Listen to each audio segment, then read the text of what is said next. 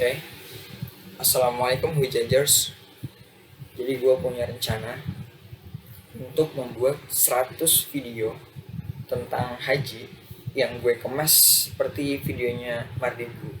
Karena memang gue terinspirasi dari situ, secara tidak sengaja gue memikirkan tentang konsep bagaimana video gue yang gue buat itu bisa layak ditonton, dan dengan skill gue yang masih apa adanya, akhirnya gue mencoba-coba buat iseng-iseng gitu menaruh footage di uh, editor video gue, dan akhirnya kok ini mirip kayak Mark Bigu gitu kan. Ya udahlah, nggak apa-apa, gue lanjutin dan I wanna make it 100 videos like that. We're talking about fikih haji, dan setelah itu baru gue, dan dalam rentan 100 video itu gue mengasah kemampuan gue dalam editing video untuk nantinya insya Allah kalau gue ke Turki, gue bakal bikin video yang isinya tentang kejayaan Islam. Gue bakal bikin video yang itu akan menjadi halunya gue dalam mewujudkan peradaban Islam, yang dalam agama gue ada hadis Nabi yang menjelaskan bahwa zaman itu kan terbagi menjadi 5, yaitu pertama fase nubuah, zaman kenabian sejak dari Nabi Muhammad sampai Nabi Muhammad wafat Rasulullah SAW.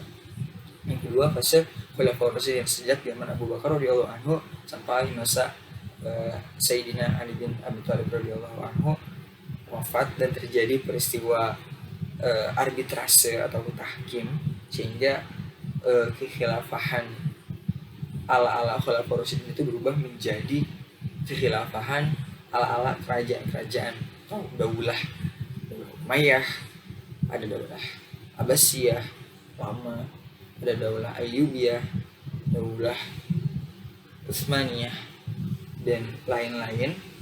Itu yang berlangsung paling lama, dan di situ masa dimana Islam menuju masa keemasannya, ekspansi luar biasa, dunia dipimpin oleh dinasti-dinasti atau daulah-daulah Islamnya yang berbasis memang konsep bernegaranya itu kerajaan, tapi benar-benar penerapan Islam di situ dihadirkan. Para waro, ulama, sampai ke rakyat, tijarah, para pedagangnya, para ilmuwan duniawinya, maksudnya yang membahas tentang fisika, biologi, kimia, dari ilmu muslim. Kita tahu sendiri ada Al-Farabi, ada Ibn Rushd, ada Ibn Hazm, ada Ibn Sina, ada siapa lagi, ada Al-Khwarizmi, dan ilmuwan muslim itu kan yang menjadi peletak dasar hukum-hukum fisika modern saat ini ya. Oke lah, itu panjang lagi pembahasannya, ada konten tersendiri yang nanti akan dibuat. Nah, peradaban seperti itu kok di masa sekarang itu menghilang. Islam sebagai pemimpin dunia, khalifah di bumi itu kok menghilang. Dan hari ini mungkin sejak 100 tahunan yang lalu, setelah the last Islamic Empire is breakdown, yaitu Daulah Utsmaniyah berakhir 1924, dan dunia atau tatanan dunia itu sepenuhnya berbeda. Islam yang tadinya menjadi peradaban tertinggi dan terluas itu menjadi peradaban yang tercabik-cabik, yang tertindas, dan hari ini yang memimpin peradaban adalah orang-orang yang memenangkan Perang Dunia Kedua, yang mana yang gue percayai adalah Perang Dunia itu adalah by design, dibuat untuk menghancurkan Daulah Utsmaniyah. That's my belief. If you want to debate with me, let's go. I have a lot of data, facts about that. If you don't believe it, let's get started. We are debating about that. Jadi gitu, menurut gue. Nah, sehingga the world work-nya hari ini berbeda dengan abad pertengahan dan abad klasik. Abad modern, dimana mungkin di masa Eropa tadinya Dark Age menjadi Golden Age, banyak ilmuwan-ilmuwan yang hadir setelah penaklukan yang dilakukan oleh Islam di wilayah Spanyol.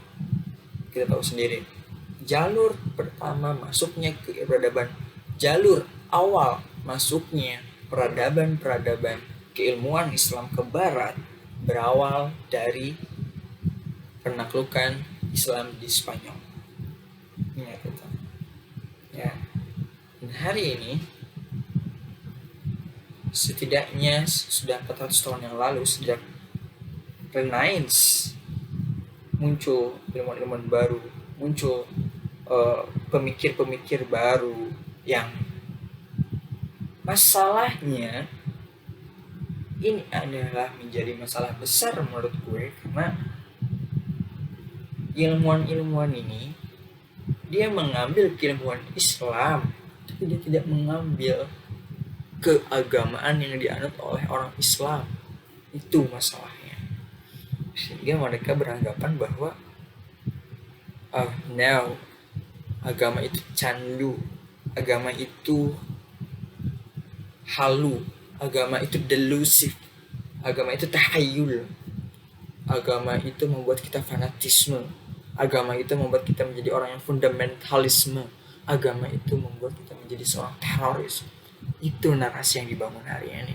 Karena sejak zaman dulu peradaban baratnya maju itu karena mengambil ilmu pengetahuan Islam tanpa mengambil aspek keagamaannya. Dan itu seorang munafik menurut saya. Itu seorang yang naif sekali menurut saya. Dan di video yang akan saya buat nantinya itu akan mengembalikan kejayaan Islam. Jadi video-video saya isinya adalah nanti seputar kejayaan Islam di masa lampau yang apabila kita capai pada masa modern sekarang ini dengan berbagai kecanggihan teknologi yang orang-orang barat mungkin bangga terhadap penemuan teknologi yang menyebabkan dia menjadi menguasai bumi hari ini, tapi mereka jangan pernah melupakan saham terbesar dari sini adalah ilmu Islam. Tidak mungkin hadir laptop yang jadi gue pakai buat rekam video ini yang memang dibuat oleh Amerika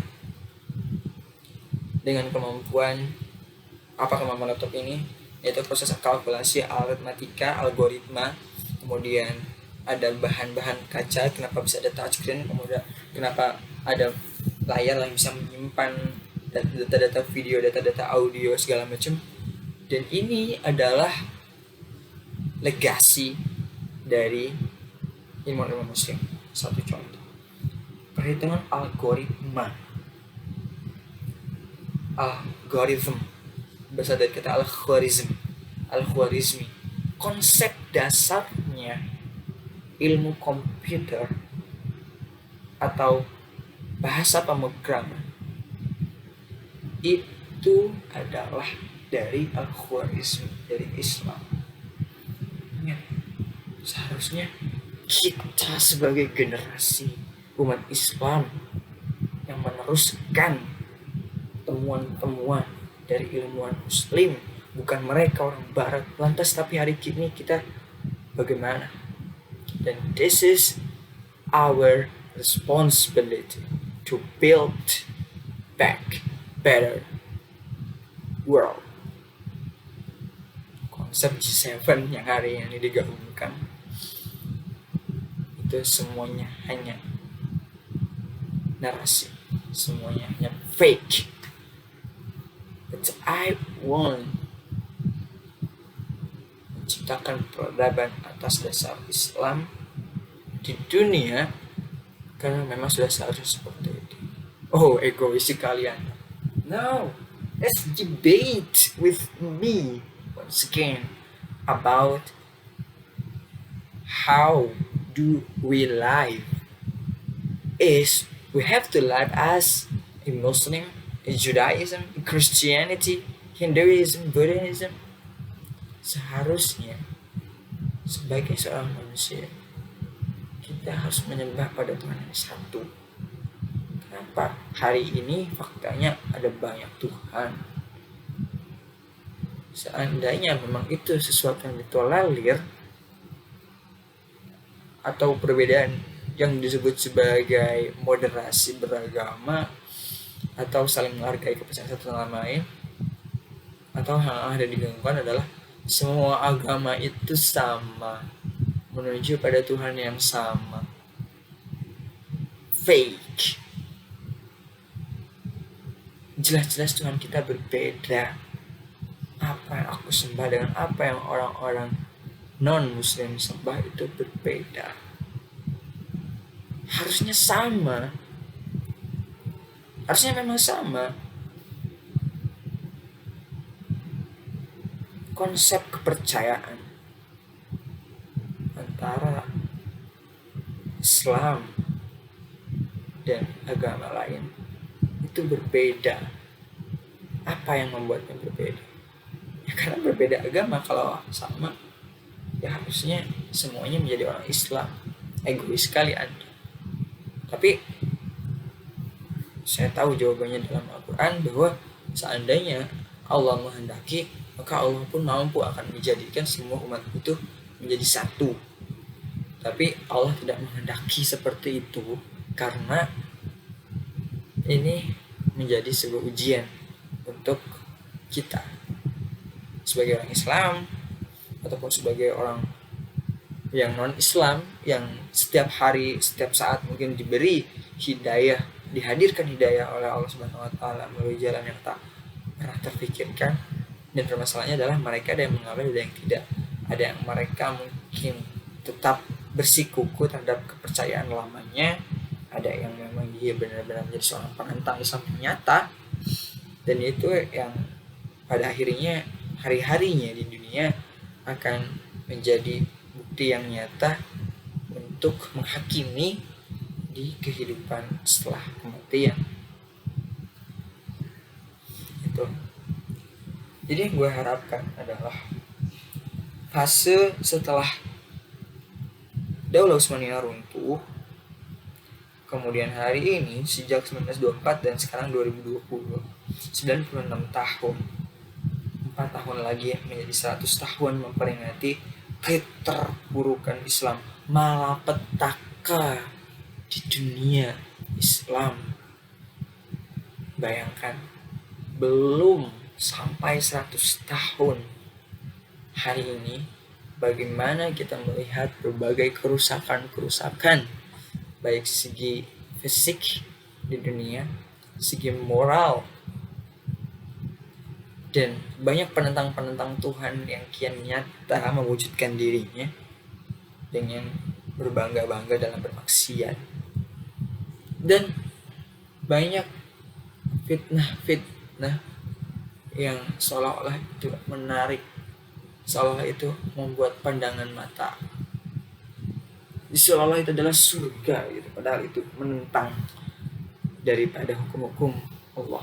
Dan banyak hari ini orang-orang yang malu untuk mengungkapkan identitas dirinya sebagai Islam ataupun menunjukkan perilaku keislamannya. Orang tidak malu bermain game di jalan, teriak-teriak di jalan, ngomong-ngomong kasar di jalan, tapi orang malu buat ngaji, baca Quran di jalan. Jadi mungkin malunya mereka terjebak dalam asumsi bahwa orang yang ngaji di muka umum itu sebuah bentuk kesombongan, ria, dan sebagainya. Padahal itu adalah suatu jebakan. Belum tentu orang yang ngaji di depan umum itu ria, dan belum tentu orang yang ngaji di kamar itu tawadu. Ingat, karena ukuran ria dan tawadu tidak ditentukan dari di mana dia mengaji. Okay. So, tapi gue nggak habis pikir gitu hari ini di dunia digital. Gue lihat di layar kaca ini, gue melihat betapa urat-urat malu dari orang-orang yang memamerkan kemaksiatan, bahkan membuat kemaksiatan itu menjadi sebuah konten, dan itu yang nonton banyak.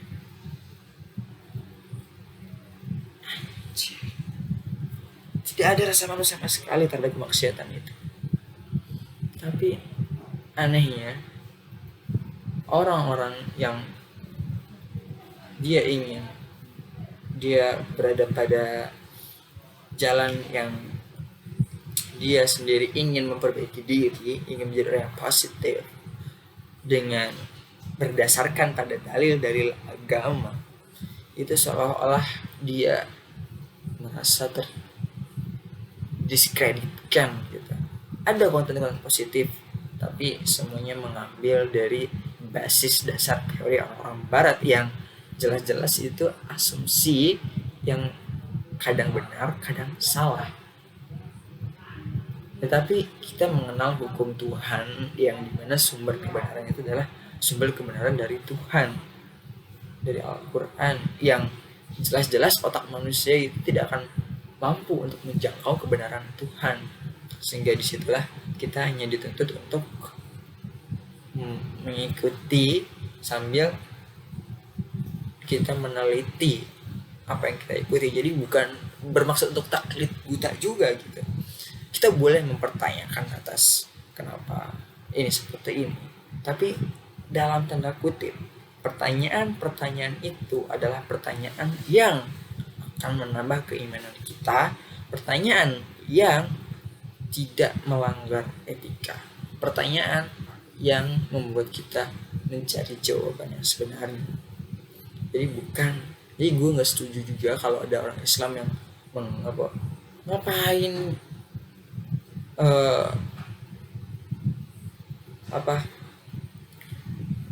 ngapain kamu mempertanyakan masalah siksaan api neraka, ngapain kamu bertanya bagaimana Nabi Isra Mi'raj ke Sidratul Muntaha dengan buruk, ngapain kamu mempertanyakan buruk itu seperti apa. Nah, gue nggak setuju kayak gitu. Ngapain lo mempertanyakan bagaimana seorang pemuda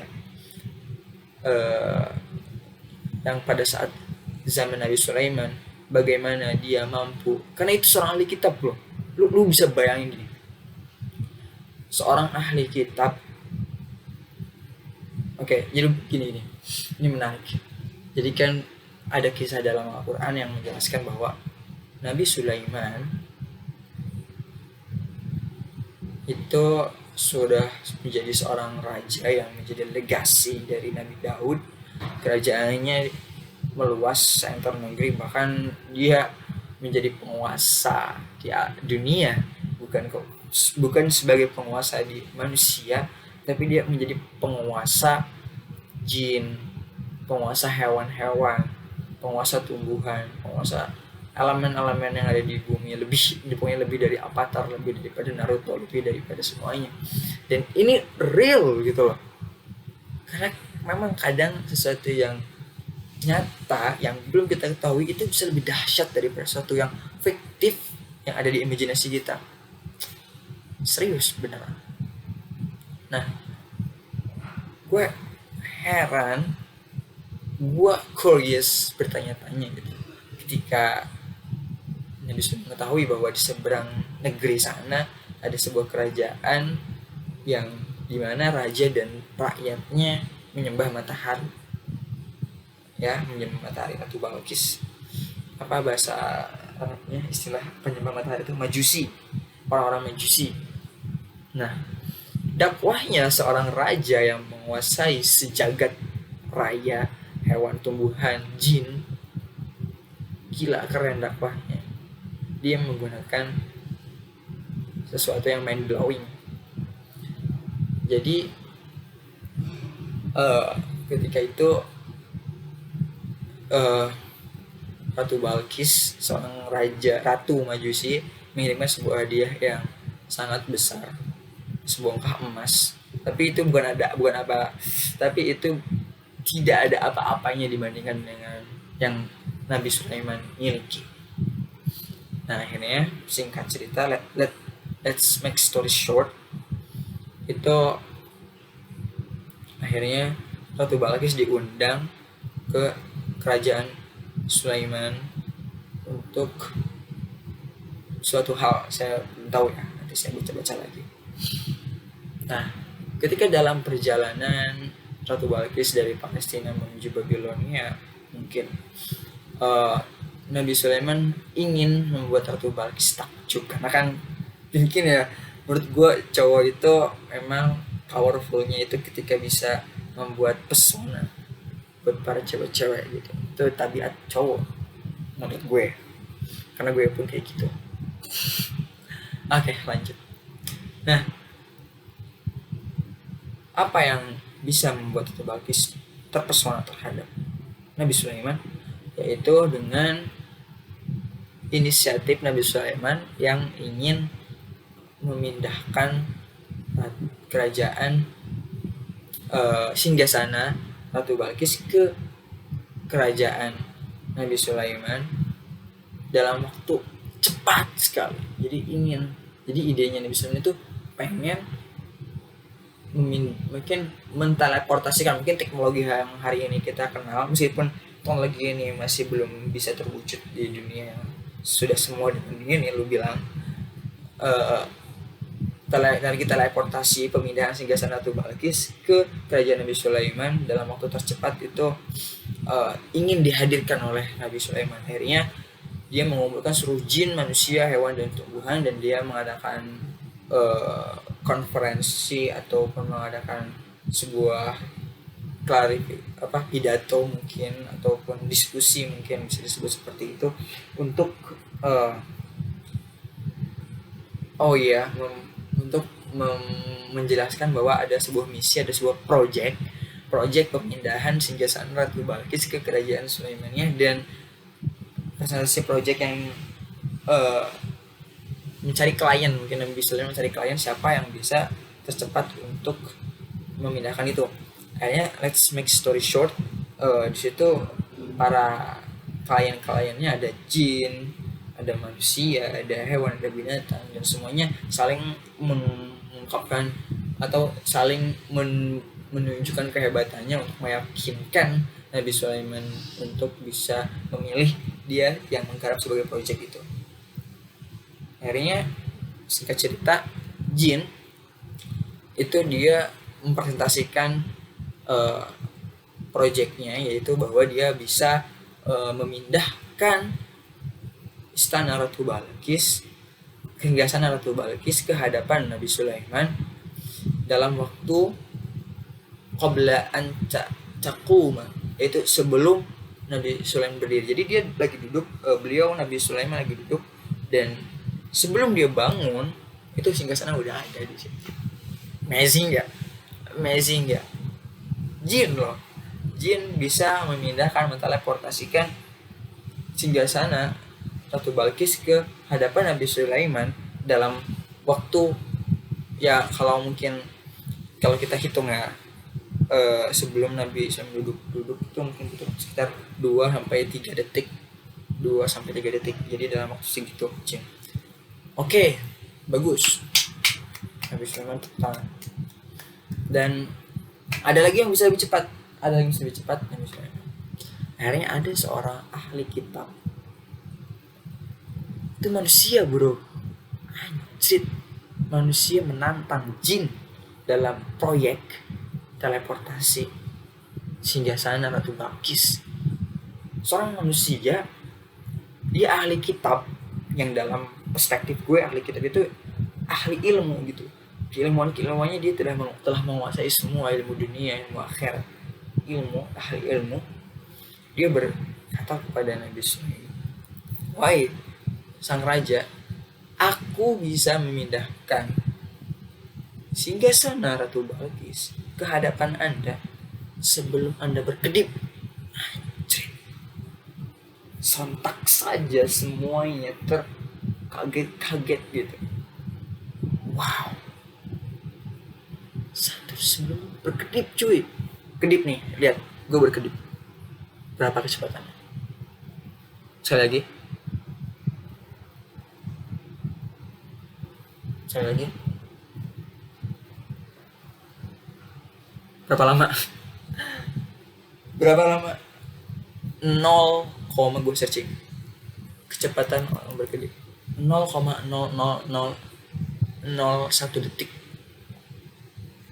Wow, it's amazing. Akhirnya dia yang menangkan proyek itu, karena apalagi yang bisa lebih cepat dilakukan daripada dalam kedipan mata. This is the fastest way. Akhirnya proyek itu dijalankan dan oke, aku akan melakukannya. Cing. Oke, silahkan. Mungkin 3, 2, 1. Oke, silahkan. Mungkin saat Nabi Sulaiman sedang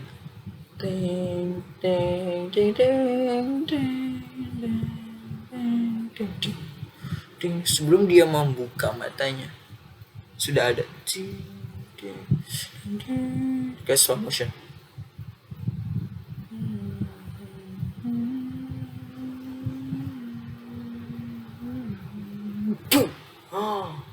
Wow. Dan inti ceritanya adalah bagaimana si ahli kitab itu bisa memindahkan teleportasi. Itu yang harus kita teliti. Apakah dia menggunakan kecepatan cahaya? Apakah dia menggunakan teknologi mekanika kuantum? Atau dia menggunakan efek fotolistrik? Ataupun apakah dia menggunakan teleportasi kilat? Atau dia menggunakan CNN?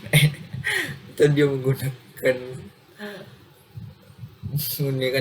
Shopee Food, Shopee Pay?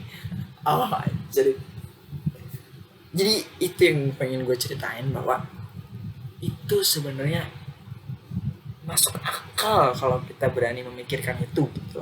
Akal kita bisa masuk ke ranah situ kalau kita mempelajari, meneliti gitu secara lebih detail bagaimana yang dilakukan seorang ahli kitab itu dalam memindahkan singgasana itu bagus ke Nabi Sulaiman. Itu bisa ada teknologinya gitu. Ada, gue yakin kita bisa membuat itu, dan itu yang akan tercipta di video-video halu gue, atau mungkin di generasi setelah Dajjal turun, ada fase kelima ya. Nah, gue berharap fase kelima itu ya seperti itu gitu, ada teknologi yang begitu canggih, dan bahkan kita bisa menempuh matahari, bahkan kita bisa menjadikan matahari sebagai rekan kerja kita gitu, dengan membangun sebuah energi terbarukan misalkan, dan kita bisa memegang matahari tanpa harus meneleh misalkan seperti itu. Kita ada teknologinya, ada alatnya gitu. Dan itu yang bakal gue hadirkan, bang. Teleportasi itu ada sesuatu yang mungkin menurut gue kalau kita terus mempelajari, menggali lebih dalam ilmu itu gitu. Nah, itulah yang gue pengen kasih tahu ke lu semua. Kalau kita benar-benar yakin terhadap Islam, iman dalam Islam, misalnya akal kita pun akan terus growth, sehingga apa-apa yang mungkin menurut kita hari ini adalah mustahil, seperti surga neraka, kematian, alam barzah, padang mahsyar, siksaan api neraka, itu yang menurut kita tidak masuk akal. Tapi menurut gue akal kita yang belum masuk ke sana karena keterbatasan keilmuan kita. Ingat Al-Kahfi,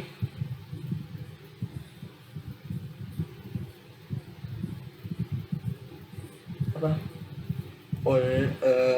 Surat Al-Kahfi apa? Apa? Gue mau baca surat Al-Kahfi.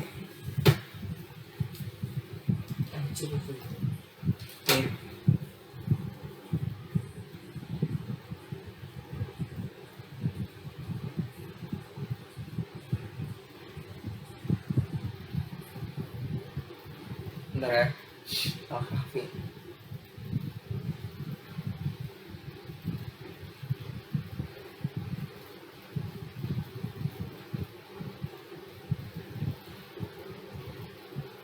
Nah, Gini bunyinya.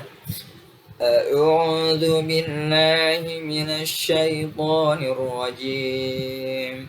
Bismillahirrahmanirrahim. Qul law kana al-bahru midadan li kalimati rabbi lanafida al-bahru qabla an tanfada kalimatu rabbi walau ji'na bimithlihi madada. Katakanlah Muhammad, seandainya lautan menjadi tinta untuk menulis kalimat-kalimat Tuhanku, maka pasti habislah lautan itu sebelum selesai penulisan kalimat-kalimat Tuhanku, meskipun kami datangkan tambahan sebanyak itu pula. Ini wow, seandainya kita meyakini ini,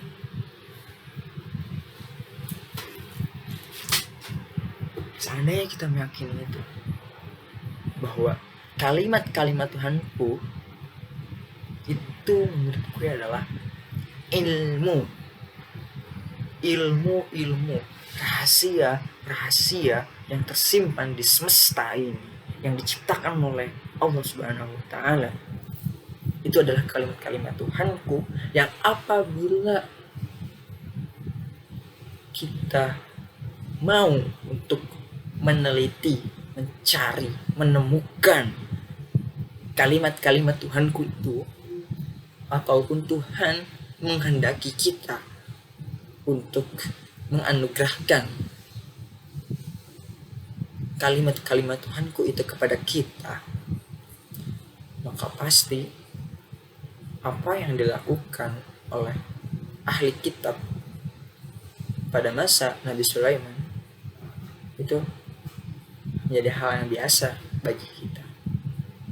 Bukan sekedar masuk akal, tapi kita bisa melakukan lebih dari itu.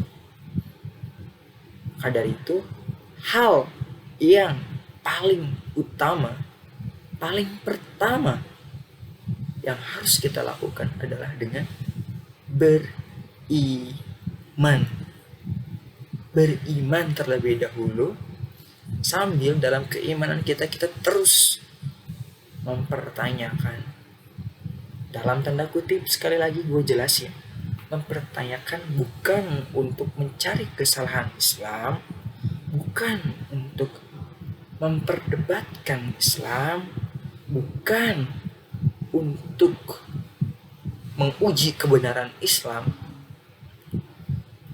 tetapi sepenuhnya pertanyaan-pertanyaan yang kita hadirkan adalah untuk menemukan kebenaran, untuk memahami bahwa Islam itu adalah agama yang luar biasa. Bukan gitu. Jadi pertanyaan-pertanyaan yang kita hadirkan adalah untuk kita sendiri belajar dari Islam bahwa ilmu itu tidak terbatas. Pertanyaan-pertanyaan itu adalah menjadi bahan penelitian kita untuk menemukan sebuah jawaban yang real. Jadi apa-apa yang dahulu kita imani pada akhirnya akan menjadi masuk akal. Nah, itu menarik buat gue. Jadi gue nemuin bahasa yang pas, yaitu kenapa kita harus beriman terlebih dahulu. Menjadi langkah pertama dalam mewujudkan sebuah peradaban yang amazing, yang magnificent, wonderful, adalah beriman terlebih dahulu. Kemudian setelah itu, dari keimanan itu kita pertanyakan semua yang ada dalam isi Al-Quran, dalam tanda kutip, bukan sekedar pertanyaan yang konyol, bukan sekedar pertanyaan yang gila, pertanyaan yang absurd dan yang gak jelas, tapi pertanyaan itu sebagai rumusan masalah untuk penelitian yang akan membuka cakrawala baru bagi peradaban dunia saat ini. Sehingga keimanan adalah langkah awal untuk menjadi seorang yang berilmu. Keimanan menjadi langkah awal untuk membangun sebuah peradaban yang menakjubkan. Keimanan adalah langkah awal untuk membuat semua hal yang mustahil, yang hari ini kita yakini itu mustahil, menjadi nyata. Keimanan adalah langkah awal untuk menjadi hal yang akal kita belum masuk, tapi bisa masuk. Jadi keimanan itu adalah membenarkan sesuatu yang belum kita pahami secara akal, yang belum kita lihat secara kasat mata, yang hal-hal yang secara fisik kita belum bisa menyentuhnya, menjangkaunya, tetapi kita meyakini keberadaannya. This is keimanan. Jadi itu dari gue. Dan itu video-video yang akan gue bikin adalah video-video bagaimana keimanan yang ada dalam diri kita terhadap kitab suci Al-Quran itu kita terus pertanyakan untuk menemukan sebuah pengalaman baru, hal-hal yang menakjubkan yang lain. That's it.